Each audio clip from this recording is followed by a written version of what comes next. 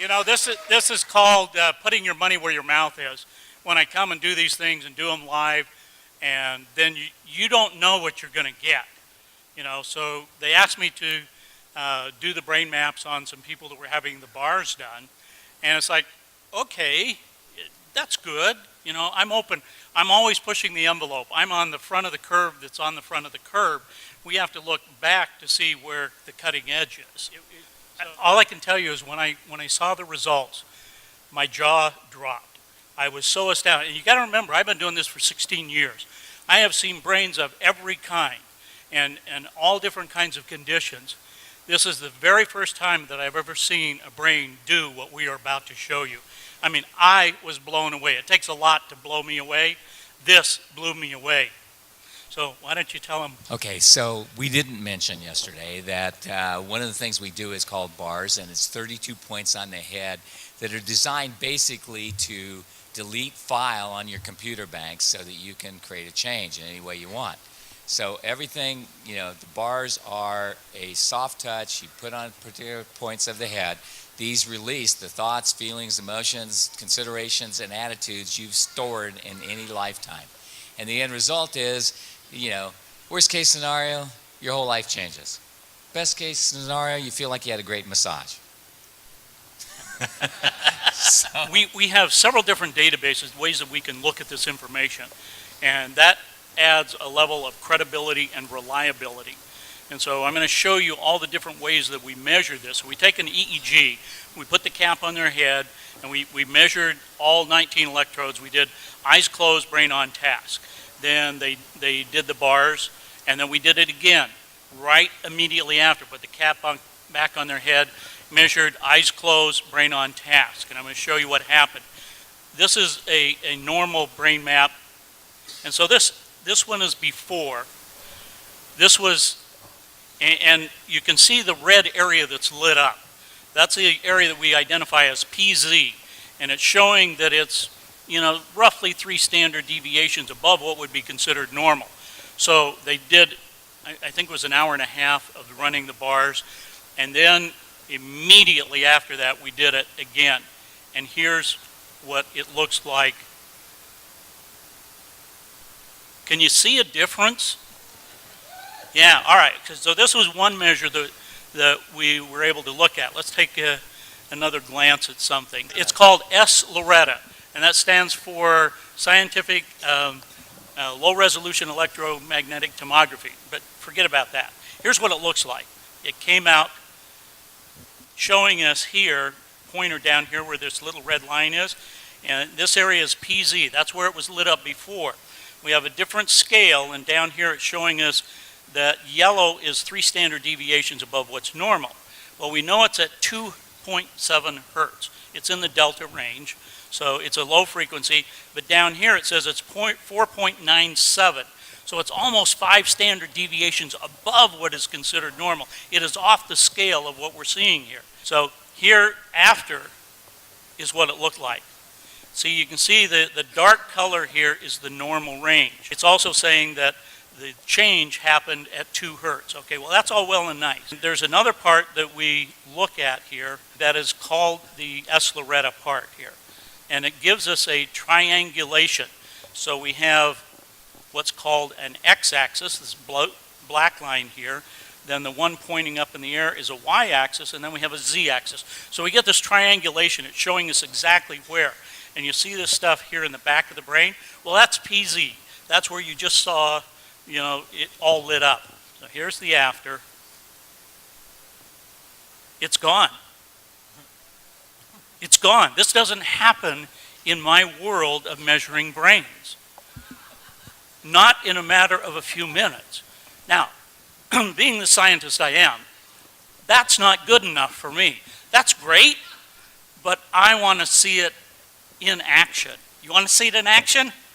For real? All right. So here's the brain, the area PZ that we're looking at there. And you can see the red coming in and out, that sort of thing. This is the playback of the EEG. So we've taken her eyes closed EEG, and we're now playing it back. So I went through and pulled out the pieces that I wanted to show, and they said, okay, make this little movie for me and show it. Now let's look at the after as well. Okay, so here's the after. All right, so that's the after.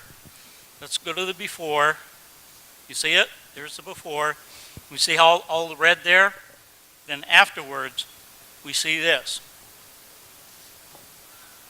All right. Is blue good? Now, being the scientist that I am, What does the red mean, Jeff? the red means it's 4 standard deviations above what's considered normal. It's just very, very active. Okay, it means activity. Okay, got it. Right. Thank you. So we could get into what kind of activity. It's just very, very active, and it's dealing with focus, concentration, and attention. Okay? So this means the brain's doing this. Okay, that's a scientific term. Okay. Thank you. I like that All right. one. like that term. All right, so being the scientist I am, that's not good enough for me. I want to see the whole picture, okay? You can see the little heads up here, and this one right here in delta. We're going to watch that as it plays through the sequence of events here. Additional things that are down here that we're looking at are coherence. Coherence is how the brain processes information. Okay, thank you. So there is a hypocoherence and a hypercoherence. The blue here indicates that we have a hypocoherence. So what we're seeing happen is the brain is just doing its normal thing. So the phase and the coherence is what allows that higher level of consciousness. So in measuring thousands of advanced meditators over the last couple of years and talking to them and looking at their brain maps, we've been able to determine that this relationship between phase and coherence is very important. We've also done some things with heart math where we've had people wear this heart device for 24 hours, and we would map them during the brain when they were doing meditations. And they would be meditating for 2 hours at a time in a room like this. So we would have 450 people, and we're measuring some of these people and looking at the relationship. And when people had these profound experiences, when they were able to have kundalini energy, and we've mapped these things, we have validation of them, that the phase and the coherence become very important, and we would see an alignment of the phase and the coherence in what I just showed you, and the heart coherence. So when there is complete heart coherence and brain coherence, then people start to have these magical experiences and start to have energy lining up. And this is about, so when you talk about aligning the energy in the chakras and coalescing that energy, this is what we've been looking at. And so what I'm seeing in this Barras situation is not only a complete physical alignment, but I'm talking about the alignment with the universe, because there's a part of the brain called the thalamus that regulates all of these frequencies. And the thalamus, at the top of the thalamus, is a thing called the thalamic gate. Now, at the thalamic gate, there are a set of what we call reticular cells. These reticular cells allow other cells to bind to them, and so there's axonal columnar cells that grow up out of the brain, and it comes out right here. And what do we call that? The crown chakra. That's the antenna. So when there is what we call oscillation, vibration from the field, and it's coming in through your crown chakra, going down to the thalamic gate, into your brain, and all of the frequencies are distributed there, then it becomes resonation. The cells in your body are resonating with that energy. So when you have a thought, where does it come from? It starts down in the subcortical regions of your brain. It goes up through the thalamic gate, comes out here, and interacts with the field. Okay, you still with me? Remember yesterday I was talking about 17 seconds? If you hold that energy and you're putting that energy out for 68 seconds, that is wave energy that's coming out, right? Once you hold that amount of time, the visualization that you just heard and that you just did, that kind of visualization, if you hold that for 68 seconds, it now has enough mass energy in the brain to affect particle energy.